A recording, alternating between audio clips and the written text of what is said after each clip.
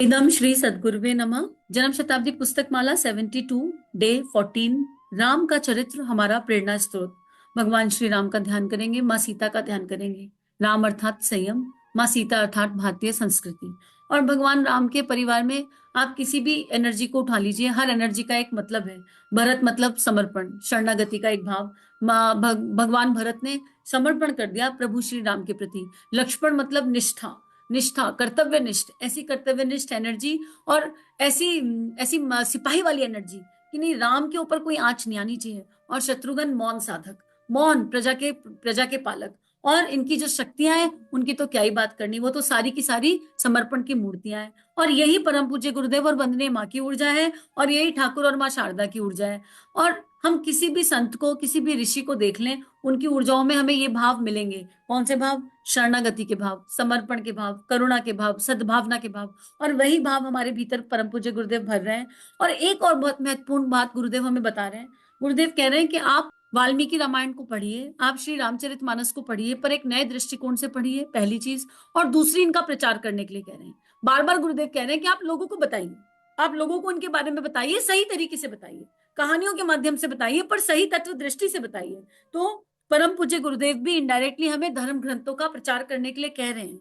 और युग दृष्टा की ये लेखनी, इनकी जो परम पूज्य गुरुदेव की जो 3200 किताबें हैं ना मित्रों, ये सारी किताबें, श्रीमद् भगवद गीता हो, चाहे बाइबल हो, और चाहे कुरान हो, और चाहे श्री रामचरित मानस हो, चाहे कोई भी वेद हो, इन सबका प्रॉपर ट्रांसलेशन ही है।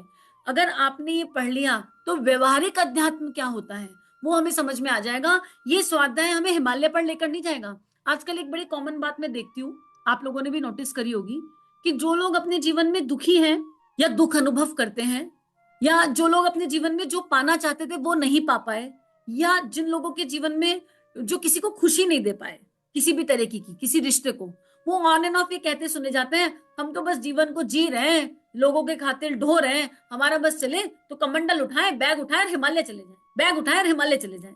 ये बात जब मैं सुनती हूँ तो मुझे लगता है कि क्या हिमालय इतना सरल है? हम धरती पर रहकर, सबके बीच में रहकर सबसे तालमेल नहीं बैठा पाए, और हिमालय पर तो हमको पंच तत्वों से तालमेल बैठाना होगा। कंद मूल फल भी मिलेंगे या नहीं मिलेंगे पता नहीं, बर्फीली हवाएं मिलेंगी, उनके साथ गुजारा करना होगा। हिमालय पे कौन सा हमको 5 स्टार होटल मिल जाएगा, हिमालय पे कौन सा व्यसन करने को मिल जाएगा, हिमालय पे कौन सी पार्टी मिल जाएगी करने को। तो ये कहना बहुत सरल है, हिमालय चले जाएंगे। यहाँ पर हम ये नहीं समझ पा रहे कि हिमालय का अर्थ क्या है। इसका मतलब इन आत्माओं के अंदर जो ये कहती है कि हम हिमालय चले जाएंगे, इनके, इसका मतलब ये है कि इनका जो मूल भाव है वो उसी शांति को ढूंढ रहा है। हिमालय का मतलब क्या है? हिम, हिम मतलब जम जाओ, यानी स्थिर हो जाओ, यहीं पर स्थिर हो जाओ, जहां हो वहीं स्थिर हो जाओ। और आला कहते हैं भगवान के मंदिर को, तो तुम्हारा देह भगवान का मंदिर बन जाएगा, तुम हिमालय हो जाओगे। हिमालय क्या है? हिम, भगवान, माँ पार्वती के पिता है हिमालय, मतलब तटस्थ, स्थिर, जिस जो पत्थर से भी पार्वती का जन्म कर दे। हिमालय से पार्वती का जन्म हुआ, और पार्वती क्या है? संकल्प की दिव्य शक्ति है माँ पार्वती। पार्वती का अर्थ ही संकल्प है। क्यों है पार्वती का अर्थ संकल्प? माँ पार्वती सब जानती थी, लेकिन फिर भी अपने गुरु नारद के कहने पर उन्होंने 5000 वर्ष की तपस्या करी। क्यों? शिव जी को पाने के लिए। इसका अर्थ क्या हुआ कि माँ पार्वती क्या 5000 साल की थी? वो देह ही है, वो कोई देह नहीं है, वो एक ऊर्जा है मित्रों। इसका अर्थ ये हुआ कि उन्होंने 5000 साल तक तप किया, और उस तप में उन्होंने सारे संयम किए, इंद्रिय संयम किया, आहार संयम किया, पंच तत्वों पर विजय प्राप्त करी। नारद जी, सप्तऋषि, सब लोगों ने आके उन्हें अलग अलग उपाधियां देने की बात करी, जाने क्या क्या देने की बात करी। हम तुमको ये गिफ्ट देंगे, हम तुमको ये देंगे, तुम्हारी साधना का ये सिद्धि, तुम्हारी साधना की वो सिद्धि। और माँ पार्वती मुस्कुराते हुए सबका सम्मान करती और प्रणाम करती और कहती, नहीं, मुझे तो शिवत्व भी चाहिए, मुझे तो शिव ही चाहिए। शिव कोई व्यक्ति थोड़े ना है, शिवत्व तो आप और मैं प्राप्त कर सकते हैं। शिवत्व का अर्थ क्या है? समाधि, जहां पर इंसान मैं क्या हूं समझ जाता है, मान अपमान से परे चला जाता है, और छोटी छोटी बातों पर रोता धोता नहीं है। और यही भगवान राम ने किया। आप योग वशिष्ठ पढ़ लीजिए, भगवान राम ने, ऋषि वशिष्ठ थे, अपने गुरु से कुछ प्रश्न किए, लिटरली उनके उत्तर वही है जो मैं क्या हूं के उत्तर है, जो गुरुदेव ने मैं क्या हूं में समझाया, योग वशिष्ठ। तो जब हम ये चरित्र पढ़ेंगे तो हमारे अंदर पार्वती रूपी संकल्प जागृत होगा, हमें शिवत्व की अवस्था प्राप्त होगी, हमें भगवान श्री कृष्ण की वो गहन लीलाएं समझ में आएंगी, वो तत्व दर्शन समझ में आएगा जो जो बिल्कुल आउट ही नहीं है, जो पता ही नहीं है लोगों को। वो समझ में आएगा। श्रीमद् भगवत गीता हमारे चिंतन का हिस्सा बन जाएगी। हम भेद नहीं करेंगे फिर बाइबल में, कुरान में। हम पढ़ेंगे और जो हमारे लायक है वो उठा लेंगे। आप गुरु ग्रंथ साहिब उठा लीजिए, आप कोई भी अच्छी पुस्तक उठा लीजिए, उनको लिखने वालों ने ये ऊर्जाएं जी हैं, शिवत्व को जिया है, उन्होंने कृष्ण तत्व को जिया है, उन्होंने ईश्वर को प्रकाश के स्वरूप में अनुभव किया है। तो जो आपको अच्छा लगे वो उठा लो और उसकी वैल्यू और प्रिंसिपल्स के हिसाब से उसे उठाओ। तो यही गुरुदेव हमको शिक्षा दे रहे हैं कि अपने वैल्यूज और प्रिंसिपल से कभी कॉम्प्रोमाइज मत करना। राम जी चाहते तो क्या कर सकते थे? राजा दशरथ तो लगातार कह रहे थे कि भाई प्राण कि तुम चिंता मत करो मेरे वचन की, तुम मेरे वचन का मान मत रखो, तुम वचन को टूटने दो और तुम रहो। तो राम चाहते तो ये कह सकते थे कि मैं पिता की आज्ञा का पालन कर रहा हूं, और तब भी आज हम राम को पूज लेते क्योंकि उन्होंने पिता की आज्ञा का पालन किया, जैसे श्रवण कुमार ने किया था। लेकिन हर समय युग अलग होता है। एक एक समय में जो हमने निर्णय लिया, जरूरी नहीं है कि हर समय वही निर्णय लिया जाए। उस समय की परिस्थितियां क्या है, उस समय युग की डिमांड क्या है, उस समय की मांग क्या है, उसके अनुसार निर्णय लिया जाएगा। श्रवण कुमार को उनके माता पिता की सेवा के लिए याद किया जाता है, तो राम को इसलिए याद किया जाता है, भगवान श्री राम को, कि उन्होंने तप स्वीकार किया, वनवास स्वीकार किया, भले ही पिता की मृत्यु हो गई। वो जानते थे मृत्यु देह की होगी, लेकिन रघुकुल रीति सूर्यवंशी है।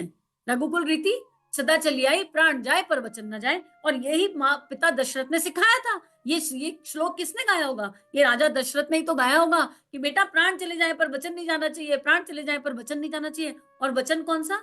वो वचन जो युग धर्म को कंट्रीब्यूट कर रहा है, एकाकी वचन नहीं, वो वचन जो पूरे विश्व को कंट्रीब्यूट कर रहा है, जो समाज को कंट्रीब्यूट कर रहा है। तो राम जी ने अय्याशी का त्याग कर दिया। राम चाहते तो रह सकते थे, राम राज्य में रहते, खूब ऐश करते, क्या कमी थी? लेकिन उन्होंने उसका त्याग किया और सारे परिवार ने, रहे तो सब राज दरबार में, लेकिन किसी ने भी उस श्री का, उस वैभव का मिसयूज नहीं किया। फिर चाहे वो भरत हो चाहे वो शत्रुघ्न हो, सब कुछ था, लेकिन सारे के सारे अनासक्त रहे और जो था उसे प्रजा पर लगाते रहे, देश के हित के लिए समर्पित करते रहे। किसी ने, सबने सन्यासी वेश धारण कर लिया था इनडायरेक्टली, किसी ने भी राजपाट का वैभव नहीं उठाया। भरत तो बिल्कुल सन्यासी की तरह रहे, शत्रुघ्न केवल प्रजा के सेवक की तरह रहे, और सारी बहनों ने बिल्कुल वो वाली एनर्जी, कह लीजिए समर्पण की दिव्य एनर्जी धारण कर ली। तो गुरुदेव यही कह रहे हैं कि सारी इच्छाएं विलय हो जाती हैं इस रास्ते पर चलने के बाद, और जो इच्छा शेष रह जाती है वो वही होती है कि भगवान की इच्छा ही हमारे अंतस में प्रकट हो जाती है। जो भगवान की इच्छा होती है वही देह से, यंत्रों से पूर्ण होने लगती है। तो राजपाट का त्याग किया और फिर किसकी चॉइस करी? उन्होंने ऋषियों के साथ घुलने मिलने का संकल्प लिया। और फिर क्या किया? ऋषियों की रक्षा करी, राक्षसों से लोहा लेने में जंगल में रहे, तपस्वी जीवन को जिया, और उस तपस्वी जीवन को ज्यादा महत्व दिया, वनवास को सहज स्वीकार कर लिया। और क्यों किया? उन्होंने सोचा कि इस समय इन ऋषियों को हमारी आवश्यकता है, देश को हमारी आवश्यकता है, संस्कृति को हमारी आवश्यकता है। खेती का काम तो कोई भी कर सकता है, खेती का काम तो नौकर भी कर सकता है, समाज में राजपाट चलाने का काम तो सारे भाई कर सकते हैं, बहुत लोग मिल जाएंगे जो कर सकते हैं, लेकिन समाज की सेवा कौन करेगा? इन ऋषियों की सेवा राक्षसों से कौन करेगा? ये विद्या केवल हमारे पास है और हमें अपनी इस विद्या को भगवान के खेत में बोना है। ये भगवान श्री राम ने इस आधार पर ये निर्णय लिया। उनका उनका ये जो निर्णय था ये एकाकी नहीं था, उनके इस निर्णय के पीछे कोई अहंकार नहीं था, उनके इस निर्णय के पीछे ये भाव नहीं था कि लोग राम राम करेंगे। केवल क्या भाव था कि मेरे पास जो विद्या है, मैं धनुर्धारी राम हूं, मेरे पास जो विद्या है, राक्षसों को मारने की क्षमता है मेरे पास, दुर्गुणों को खत्म करने की क्षमता है मेरे पास, और अगर मैं वनवास जाता हूं तो सारी बुराइयों का अंत करने की क्षमता भगवान ने मुझे दी है। स्वयं नारायण भी एकदम समर्पण भाव से इस आधार पर ये निर्णय लेते हैं कि विश्व का कल्याण किसमें है। तो मित्रों, जब हमें कोई अपनी लाइफ में डिसीजन लेना हो तो हमें ये बड़ी सोच के साथ डिसीजन लेना है कि युग धर्म क्या है, वैल्यूज और प्रिंसिपल्स क्या है, लॉन्ग टर्म बेनिफिट किसमें है। फॉर एग्जाम्पल, आपका बच्चा आपसे रोज कहे मुझे रोज एक 10 रुपए की चॉकलेट खिलाओ, आप बहुत आसानी से उसे अफोर्ड कर सकते हैं रोज 10 रुपए की चॉकलेट को, और आप अपने बच्चे को रोज 10 रुपए की चॉकलेट खिला भी सकते हैं। लेकिन क्या ये उचित होगा? क्या रोज की चॉकलेट खिलाना ठीक है? क्या हम बच्चे की आदत खराब नहीं कर रहे लॉन्ग टर्म? क्या हम उसके पेट में क्या डाल रहे हैं लॉन्ग टर्म? हम एक चॉकलेट को, बात अफोर्ड करने की नहीं है, बात सही और गलत की है। हमें बच्चे को समझाना पड़ेगा कि बेटा ये एक तरह का एडिक्शन है, आपको पता है ये चॉकलेट टॉफी भी एक तरह का एडिक्शन है। और मैं कैसे कह सकती हूँ ये बात? मैं इसलिए कह सकती हूँ कि जब मैं बालक थी तो मैंने इस एडिक्शन को बहुत बढ़िया तरीके से जिया है। और फिर हमारे बच्चे को एक दिन चॉकलेट ना मिले तो वो कलप जाता है, वो रोने लगता है, उसे क्रेविंग्स उठती हैं, चॉकलेट हो चाहे मैगी हो, ये जो पैकेट फूड है इनकी क्रेविंग उठ जाती है। तो छोटे छोटे स्टेप्स पर हमें निर्णय जब लेने हो तो हम लॉन्ग टर्म सोचकर निर्णय लें, हम बड़ा सोचें और फिर निर्णय लें। हम बच्चों को चॉकलेट के गुण भी बताएं और चॉकलेट के अवगुण भी बताएं। कोई चीज बुरी नहीं है, लेकिन जरूरत से ज्यादा हर चीज बुरी है। ऐसा नहीं कहा जा रहा कि बच्चों को बिल्कुल सन्यासी बना दो और उनको चॉकलेट खिलाओ ही मत, नहीं नहीं, दो, लेकिन हिसाब से दो। उनको बताओ कि बेटा आप छोटी वाली चॉकलेट ले लो और रोज खाना ठीक नहीं है, चलो वो वीक में कोई 2 दिन डिसाइड कर लेते हैं, ठीक है, बताओ आप। और या फिर आप बच्चे को वैल्यू बताओ कि you have to earn your chocolate. आप बोलो अच्छा चलो कौन सा काम करोगे, अर्न मतलब ये नहीं कि वो बेसिक पढ़ाई पर अर्न, नहीं, उसको घर के कामों में कंट्रीब्यूट कराओ। चलो अच्छा आप एक प्लांट को 1 हफ्ते पानी दो, आपको पता चलेगा मेहनत कितनी लगती है, और फिर you can earn your chocolate. और ये आपकी अर्निंग है, किस रूप में, चॉकलेट के रूप में। और कभी कभी रिवॉर्ड के रूप में दे दो, कभी कभी अर्निंग के रूप में देखो दे दो, जैसे परिस्थिति उसके हिसाब से निर्णय ले लो। तो अगर हम ऐसे संस्कार डालेंगे तो हमारे घर में भी राम जन्म ले लेंगे। राम क्या है, राम संस्कारी तो है, राम संयमी तो है। बस इस देह में ईश्वर का अवतरण हो जाएगा, नर से नारायण की यात्रा है। हम चाहें तो हम स्वयं नारायण बन सकते हैं, हम चाहें तो अपने परिवार के एक एक इंसान को नारायण बना सकते हैं। और एक हर माँ में वो शक्ति है कि अपनी संतान को ईश्वर बना दे, क्योंकि संस्कार दे दो बस आप, उसके अलावा कुछ करने की जरूरत नहीं है। बाकी तो हर आत्मा अपना जीवन लेकर आई है, जी लेगी। तो गुरुदेव यही समझा रहे हैं, आगे इसी को एक्सप्लेन कर रहे हैं कि राम का वनवास क्यों था। भगवान रामचंद्र ने भी समाज की सेवा के लिए वनवास जाना स्वीकार किया। इस वनवास के समय उनके सामने ऐसी बेहतरीन घटनाएं घटित हुई जिसके द्वारा उन्हें प्रेम मिला, मोहब्बत मिला। उन्होंने ना जाने कितने लोगों को दिशाएं दी, प्रेरणाएं दी। शबरी की घटना हमें याद आती है। वे उसके पास पहुंचे और उसने कहा कि हम बहुत भूखे हैं। शबरी ने बेर चक्कर देखा तथा मीठे बेर को उन्हें खिलाती चली गई। शबरी ने राम से पूछा कि क्या आप वही राम है जिनका मैं जप करती हूँ। राम ने कहा हाँ मैं वही राम हूँ। उसने पूछा आप अयोध्या से यहाँ क्यों आए हैं।